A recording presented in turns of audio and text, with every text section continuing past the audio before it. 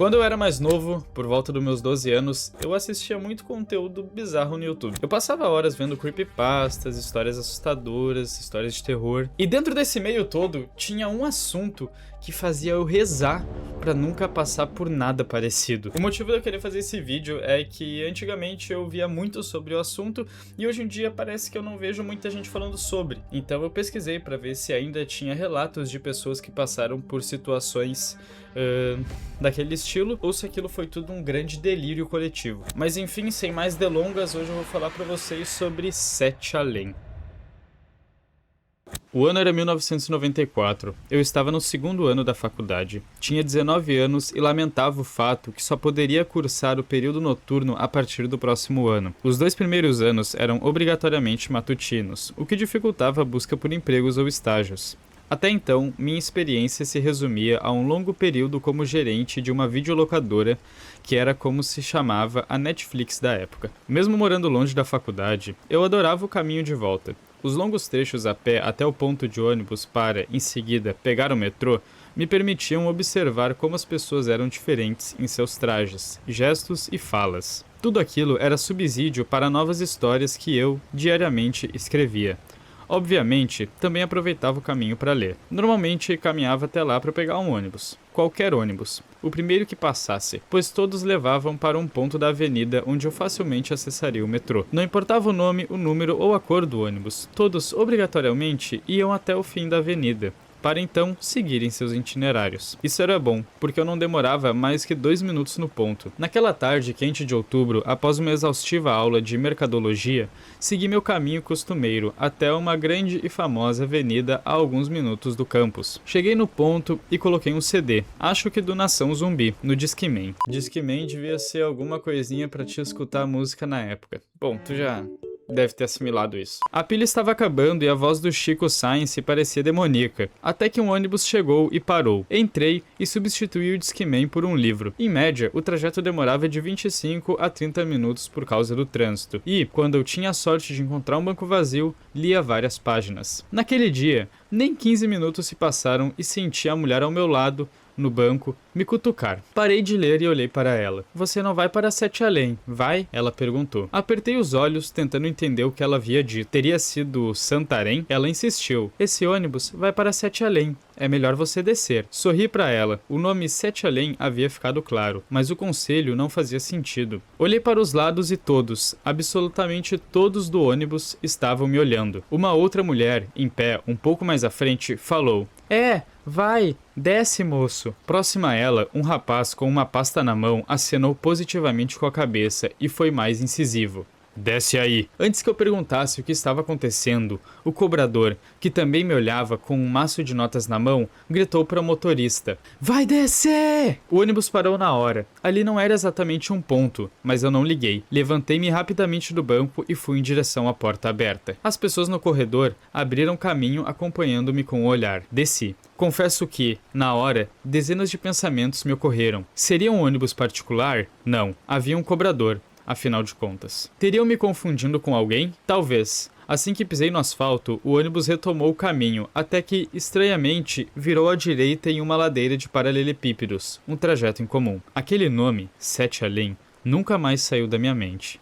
Seria um bairro ou uma cidade? Perguntei aos meus conhecidos e até olhei no guia de ruas, uma espécie de Waze do século passado, onde seu dedo indicador fazia o papel do carrinho. Ninguém nunca reconheceu esses nomes nas proximidades ou até em outro lugar do mundo. Sei que, dias após, passei a sonhar com Sete Além, e desde então, pelo menos uma vez por mês, me vejo em suas estranhas ruas durante o sono. Bom, gurizada, o que eu acabei de contar pra vocês foi o primeiro relato de Sete Além conhecido, o número 1. E a real é que ninguém sabe o que é o Sete Além. O que dizem é que é um universo paralelo sombrio onde pessoas estranhas habitam nele. Mas se é real ou não, a gente não tem como saber. Mas quando a gente pesquisa na internet o nome Sete Além, a gente consegue ver que existem várias pessoas que já relataram terem ido para Sete Além. E olha, de verdade, alguns desses relatos dão até medo. Os principais relatos que eu vou trazer para vocês agora eu encontrei no Reddit, e sinceramente, eu normalmente quando é relato assim, eu acredito na pessoa, eu sempre acredito de primeira, depois eu paro para pensar se realmente aquilo ali faz sentido. Mas enfim, eu vou trazer aqui para vocês 3 relatos que eu achei que foram os mais interessantes para mim, e que deixem nos comentários o que vocês vão achar deles. se vocês acreditam e acham que é verdade. E caso vocês já tenham passado por alguma situação assustadora, também deixa aí nos comentários que eu vou ficar bem curioso pra ler. Mas enfim, bora pros relatos. Relato 1. Eu realmente fui pra Sete Além? Essa história minha é bem antiga, e ninguém sem ser o meu irmão acredita em mim. Eu tinha uns 7 anos de idade quando isso aconteceu na casa da minha avó. Eu, meu irmão e meus 2 primos estávamos brincando de esconde-esconde na casa do meu tio, que ficava um andar acima da casa da minha avó. Quando chegou a minha vez de contar, eu fui pro corredor onde tínhamos que ficar, e ao final da contagem, eu permaneci lá para assustar os meus primos e meu irmão quando eles aparecessem lá, mas eles não apareceram. Eu já tava quase desistindo da brincadeira, já que eu já não ouvia mais o barulho do churrasco acontecendo entre meus tios e meus pais, e ninguém veio até o corredor para se salvar. Então, quando eu finalmente saí do corredor e olhei ao redor, estava tudo apagado. A casa do meu tio estava trancada e havia bastante névoa em todos os lugares. Todos os meus familiares tinham sumido e eu escutava alguns sussurros vindos do porão. Então, eu finalmente tive coragem de descer para a casa da minha avó e ver se alguém da minha família estava lá. E quando eu cheguei lá embaixo, a porta da frente estava trancada, mas a porta dos fundos estava aberta. Então eu entrei e fui até o quarto dos meus primos, de cabeça baixa e rezando todas as orações que eu conhecia. E quando eu entrei lá e abri os meus olhos, eu estava de volta na minha realidade. Meu irmão e meus primos estavam lá, as luzes acesas, nenhuma porta trancada e o barulho da conversa dos meus pais e meus tios voltaram. Eu perguntei ao meu irmão onde ele e os primos estavam e ele me respondeu: "A gente te procurou, mas não achamos você. Então a gente veio jogar videogame até você aparecer." Depois disso, nós fomos embora e até hoje ninguém acredita em mim. Só o meu irmão, que afirma que não conseguiu me achar de jeito nenhum, mesmo me procurando por uns 40 minutos. Segundo ele estava me procurando no porão, por ser o menos cagado. Meu primo estava me procurando na casa do meu tio, e o outro primo estava me procurando na casa da minha avó. Depois disso, eles desistiram, por acharem que eu estava fugindo deles.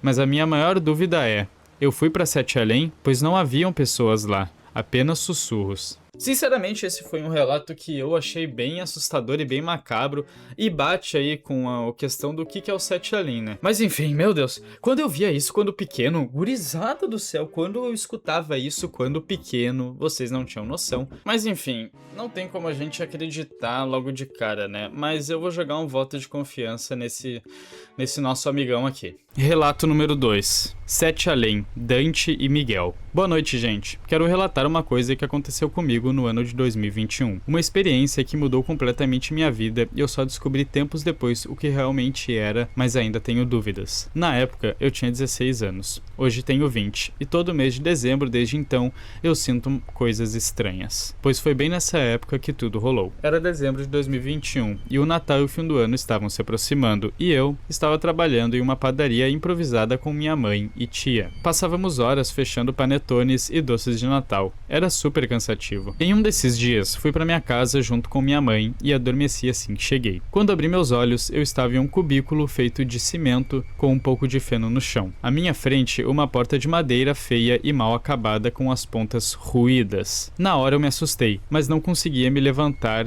de imediato. Parecia um ar denso. Eu ouvia vozes masculinas discutindo do outro lado da porta, e na hora me bateu um desespero.